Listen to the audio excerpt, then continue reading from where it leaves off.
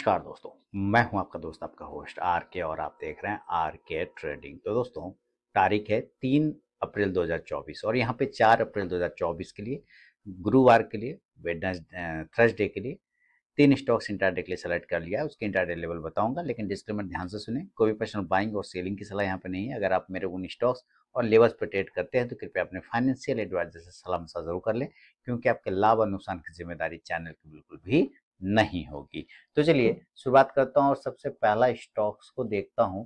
उसका नाम है HDFC लाइफ। सिलेक्शन रीजन आपको पता है, सिलेक्शन रीजन बिल्कुल आपके सामने में आया हुआ है, एक बॉक्स। क्या आया हुआ है? एक बॉक्स पैटर्न, है ना।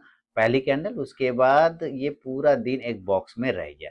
तो जाहिर सी बात है, इस बॉक्स के ऊपर और नीचे निकलने पर ही ट्रेड बनेगा।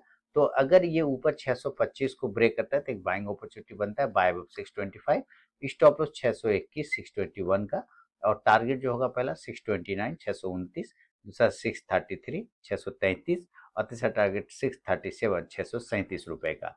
लेकिन अगर ये नीचे के एरिया को ब्रेक करता है तो फिर हम लोग सेल साइड जाएंगे और सेल का लेवल होगा 620 के below, cell below 620, stop loss जो होगा इस कंडीशन में 624 रुपए का, है ना। और जो टारगेट होगा पहला 616 616, दूसरा 612 612 और तीसरा 608 608 रुपए का।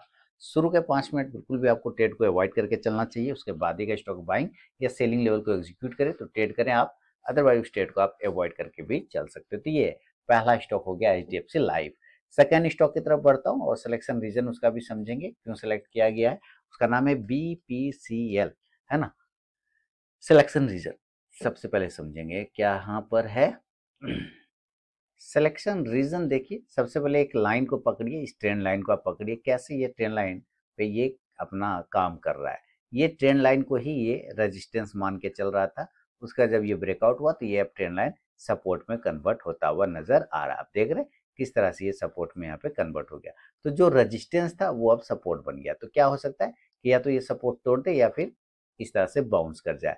तो मान लेते हैं पहले अगर ये बाउंस करता है 615 के ऊपर तो एक अपॉर्चुनिटी बनता है बाय साइड का, बाय 615, स्टॉप लॉस जो लेके चलेंगे 610 रुपए का 610 का, और जो टारगेट होगा पहला 620 620, दूसरा 625 625 और तीसरा 630 630 का।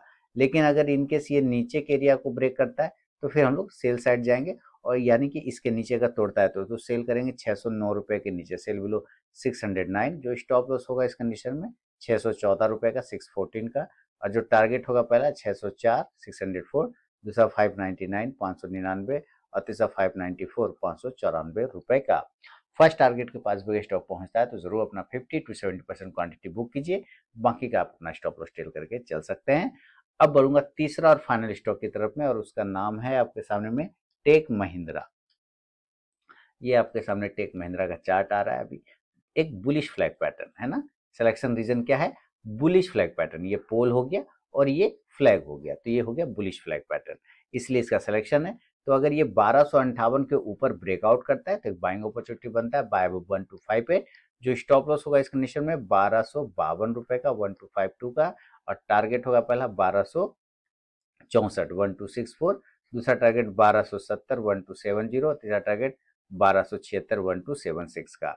लेकिन अगर इन केस ये नीचे के एरिया को ब्रेक करता है तो हम लोग सेल जाएंगे, सेल का लेवल होगा 1249 के बिलो, सेल बिलो 1249, जो स्टॉप लॉस होगा 1255 1255 का, और जो टारगेट होगा इस कंडीशन में 1243 1243, दूसरा टारगेट होगा 1237 1237 और तीसरा टारगेट होगा 1231 1231 का। दोस्तों ये तीनों ही स्टॉक के सिलेक्शन रीजन और बाइंग सेलिंग लेवल मैंने आपको बता दिया है। अगर आप इन स्टॉक्स पे ट्रेड करते हैं तो कृपया अपने फाइनेंशियल एडवाइजर से सलाह मशवरा जरूर कर ले। ये वीडियो आपके लिए एजुकेशनल पर्पज के लिए, स्टॉक सिलेक्शन का प्रोसेस के लिए। तो मिलता हूँ नेक्स्ट वीडियो में दोस्तों, तब तक के लिए बहुत बहुत धन्यवाद।